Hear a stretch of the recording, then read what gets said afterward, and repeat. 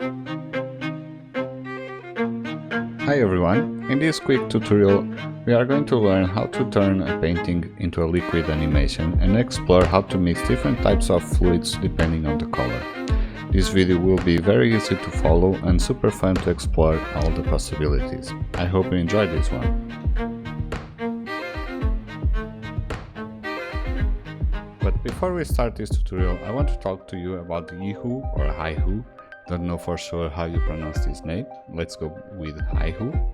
Haihu is an online school focused on CG, game art and much more. Today I want to show you this particles course. If you get this course throughout my link in the description, you are supporting this channel to keep doing these free tutorials. It's a win-win situation. So check out this course introduction video. My name is Gilam Choi. I am a lead FX artist at MPC Moving Pictures Company. I have been working in this industry for 15 years, such as Industrial Light and Magic, Double Negative, and MPC. During this time, I had a chance to work on heavy visual effects movies like Avengers, Transformers, Warcraft, etc. Recently, I have done Aquaman. In this course, you will learn how to create rain with ripple, falling snow and accumulated snow using Power Solver. How to stick particles on animated objects. Also, you will use simple mathematical functions such as dot product and cross product. You will learn how to break geometry using Blast Solver, clustering, constraint, debris system. Ground interaction is most useful technique in every movies. Explosion instancing setup is good for heavy shot. Volatile fire technique will be challenging, but eventually you will understand how to do it. Strong part of Houdini is procedural. Individual nodes get together, it can be a small tool get together, it can be a setup for the show. Each node and small tools can be freely deployed like a Lego block. This course is focused on how to apply your skill in practical way rather than just following tutorials. Also, this one will help students who want to be an FX artist, how to prepare their portfolio. I think you can enjoy this course. Thank you. Okay, so let's start our quick tutorial with the concept first. I've got this idea while I was studying the technique of acrylic pouring. To summarize, this technique consists of dropping ink with different values of color, density and viscosity. So I've got the idea of using an image of a photograph or a painting and use its color to control the different types of ink. So this is the acrylic pouring. This type of results, really cool. And what we are going to do is that use an image or a photograph or something that you want, whatever you want, and get the color of each pixel and use the hue, saturation or bright and convert that to viscosity and density. It's simple as that. So let's start with Houdini. So let's place a geonode. Let's call it ink and let's start. I'm going to start with a really simple image pattern I did on Illustrator. Okay, so let's create a box. Let's create 10 by 0.4 and 10. Okay, so I have a really nice box and I'm going to place a transform and then rotate this 90 degrees. So this will be our box of our ink. So we will have this full with ink and the gravity and the different types of density and viscosity will make that type of animation of mixing inks.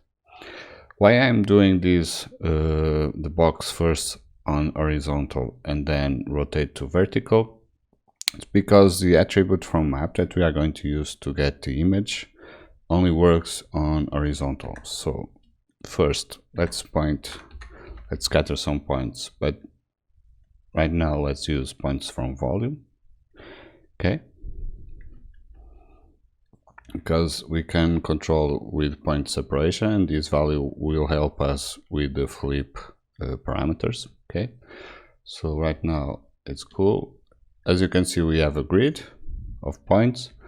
Let's randomize this a little bit. So let's increase the jitter scale to 1. Okay. And then let's place attribute from map. Where is it? Map. Why doesn't it show at map? Attribute from map. Okay. Let's place this. Let's decrease the point separation. In other words, increase the resolution. Something like this. So now if I turn on the attribute from map, you can see we have an image already. We can see that it's flipped. So let's go to image settings, invert V. Okay, invert to vertical. And then let's pick up our image. In my case, I'm going to start with that gradient. So I'm going to go to images. And let's start with the pattern. Okay, this rainbow pattern. And then after I place the image, I rotate, and then now I have the ink, the points on the vertical position. Okay, so now we need to place a point FOB. So right now we have points with color from image, and then we need to convert that color information into viscosity and density. These will be simple points attributes that we will use on our fluid simulation. So let's do this magic, and let's go to point FOB. So we have the color, right? But right now the color is on RGB, and we want to use hue, saturation, and brightness.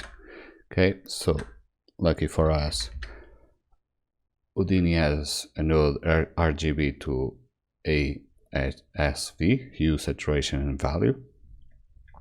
I put here bright, light, and value because sometimes the programs use hue, saturation, and bright. In our case, the Houdini use hue, saturation, and value. Value is the brightness of the pixel, okay, of the color. So let's wire the color. Let me zoom in a little bit. Okay, so let's wire the color to RGB, and then we have a float vector with a hue, saturation, value. Let's convert this vector to float. So right now we have each individual parameter. So let me export bind. Export. So this will be the hue. And let's place the value. And this will be the value, okay? So if I go up and place a null, and go to geometry spreadsheet, you can see now that our points has a hue and a value. You can see that the hue goes from 0 to 1, okay? So what we need is that we have a hue that goes from 0 to 1, or a value 2, and saturation in case you want to use it 2. So we have a value that goes from 0 to 1, and we want to fit these into different values. For example, on density, we want this to be on 4000, for example, and 50. So if it is 0, it will be 4000. If it is 1, it will be 50. Simple as that. So let's go back to our Houdini. Okay, let's go back to point FOB. And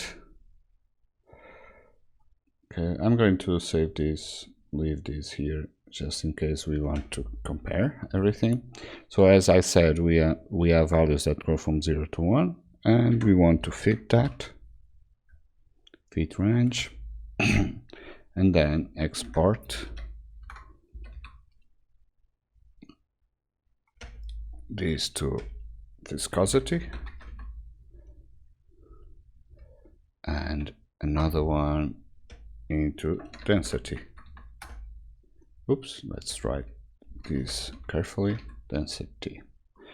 Okay. But I don't want to use the same fit because I want different values. So here, let's put another fit. To drag and copy the node, you just press Alt, so you can drag and copy the node, okay, without having to write again fit and then paste. Okay, so let's write this more carefully. Okay, so here is the viscosity. I want just the viscosity to work between 1, maybe 20, maybe 5 and 20. On density, I want the opposite. So I want these red ones to be really heavy, and this final hue, this is the one value, points with one value on hue. I want to be lighter, so let's switch these values. So here I want 4000 and here maybe 250. So these points will be heavier than these ones below. Okay, so everything is all right. So if I go up and check geometry spreadsheet, now we have density and viscosity. Okay, you can see when we have lower density, we have higher value on hue. When we have higher density, we have less 0 on hue. Okay, so right now let's place a DOP network and create our liquid simulation. Okay, so let's dive into DOPNet. So we want a flip object. Oops, if I can write flip object. Okay, let's change the input type into particle field. The subpath, let's change this to our null. Let's go here and place out color particles. Okay, let's turn this off the wire system. So here we have our points and here we have our DOP network. Okay,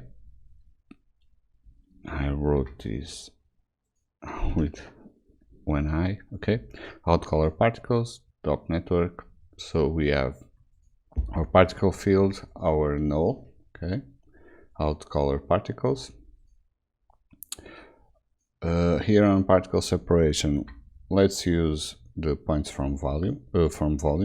That's why I'm using these and not the scatter points. So let's right click, copy parameter,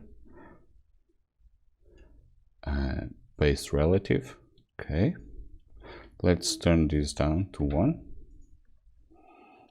And where is it? I think we can see the particles. Let's change to particles.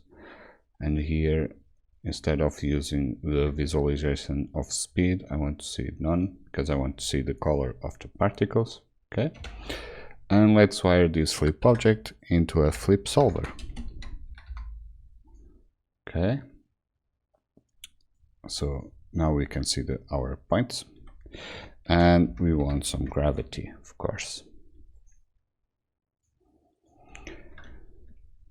Right now, if we press play, our flip object will just fall down. So I hope you can see this purple wire box. This is the volume motion, the limits. Okay, so we want to change this to 10 by 10 by 0.4. Okay, so we will have the same size as the box, but instead of using here numbers, let's do the same as we did on points from volume. So here on box, let's on size right click and copy parameter. Let's go to flip object. Here let's paste relative. Okay, but as you can see, the box is on the horizontal because we did that transform. So we just need to change here. It's on Y, instead of using size Y, let's change it to Z, and here let's use the Y. So right now we have 10 by 10 by 0.4, same size as the box. Right now if I change the box size, for example 15, you can see that our box, our volumes limits on the flip solver will adapt to.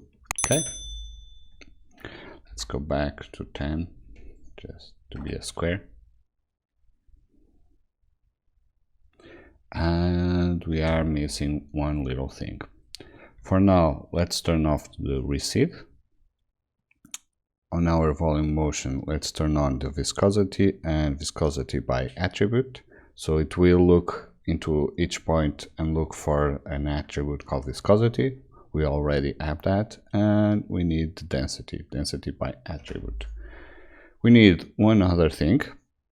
On our flip object, let's turn on close boundaries. So our liquid will stay inside that boundaries. Okay, it's like a cup of glass. Okay, a box of glass that will not allow our liquid to exit. So right now, if I press play, let me decrease the resolution. In other words, increase the point separation. Okay, let me turn this to black background so you can see a little bit better. Okay, right now if I press play, you'll see that our heavier liquid will go fall and our lighter or less density liquid will go up. This is the gravity and physics working on. That's pretty cool, right?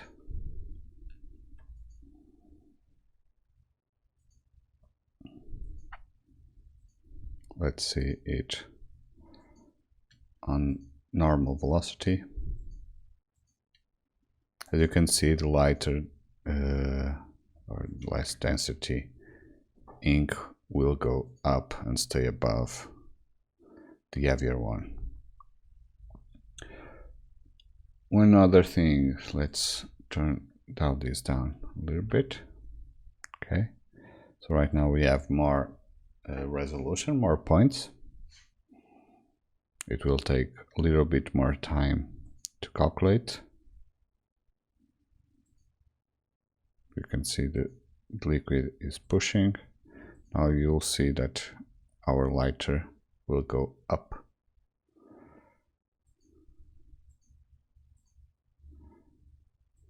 Because it has no more space and we have the closed boundaries. So the liquid is pushing against the walls of our volumes.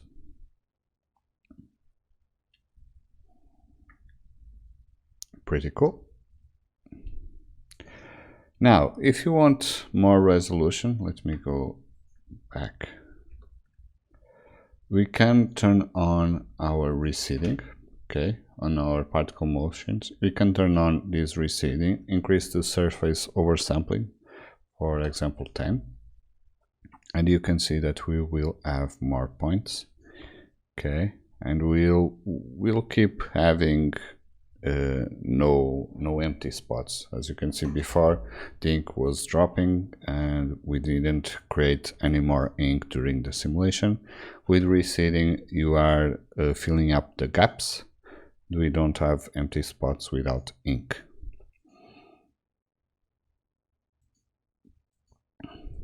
Let this cache a little bit.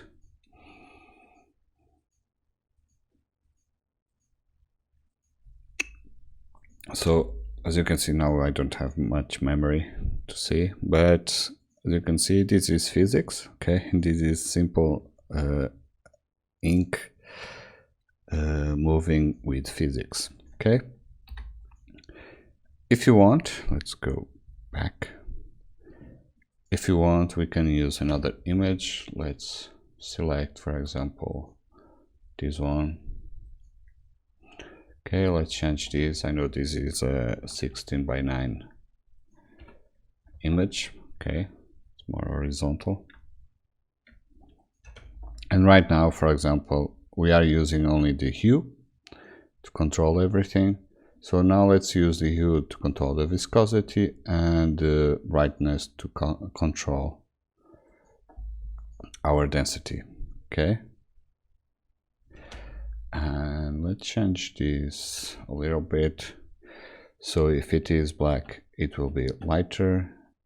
If it has color, let's change this to 4000 or other.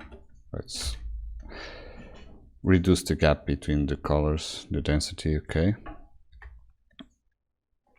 so right now let's play this one. I'm going to turn off the receding just for the purpose of this tutorial, and I'm going to increase the cache memory. Let's see what's going on. You can see the colors going down. Let me change the background to light, so you can see the black points now. And I'm going to increase the resolution so we can see a little bit better.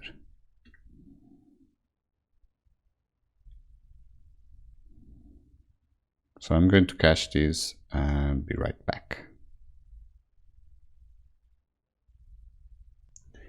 So I've cached only 60 frames, so you can see the animation, and here it is. So you can see the colorful points with color have more density, so they will fall, and the blacks will go up, and that's pretty cool. So let's prepare our system just for rendering. So right now let's put a DOP import. Okay, so the DOP network, let's drag this here. Okay, let's get our flip object, and we want to fetch geometry from DOP network. Okay, and let's place a file cache. I like to cache everything. Okay, so here let's call it liquid cache, and press save to disk whenever you need to cache. Okay, one other thing I did for this animation is that it happens way too fast, the drop, okay, and the mixing of everything. Okay, so let's go to DOP network. It's not here, it's inside on our flip solver. On our substeps, let's reduce the time scale to 0.2. Okay, so it will happen in slow motion. That's more cool, so we can see a little bit better those swirls of ink. One other thing I want to do is just change these parameters. I want a little bit more viscosity. If they have color, if they are red, they have no viscosity, and if they are pink, they have more viscosity. And here let's dial this down, something like that. Okay, reduce the gap between the colors, and I'm going to cache this and be right back. So load from disk and save to disk. Be right back. So I've cached the animation. Let's see the result. Let me turn this a little bit better. Okay, and let's see. Pretty cool. You can see the swirls more in slow motion. That's way cooler. As you can see, the ink is dropping, so we will have these gaps. And if you want, and I'm going to cache again, but if you want, as I said, you can turn on the recede at something like 10 or 5, a little bit higher number, and you'll see the difference. Right now you can see the ink is dropping and we are not creating any more ink, and with the recede you'll see that we'll keep creating ink here, and the result will be a little bit different. So let me cache again and show you the difference. Okay, let's see the cache. Right away you can see that we don't have enough memory for everything. That's why I use file cache and load from disk. Let's check this out.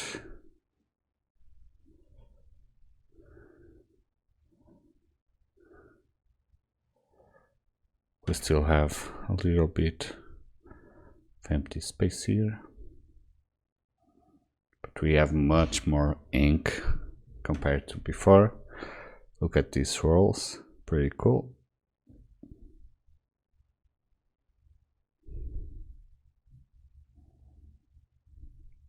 We still need to increase the resealing so we fill these gaps here on top, but it looks more promising this way. Look at that.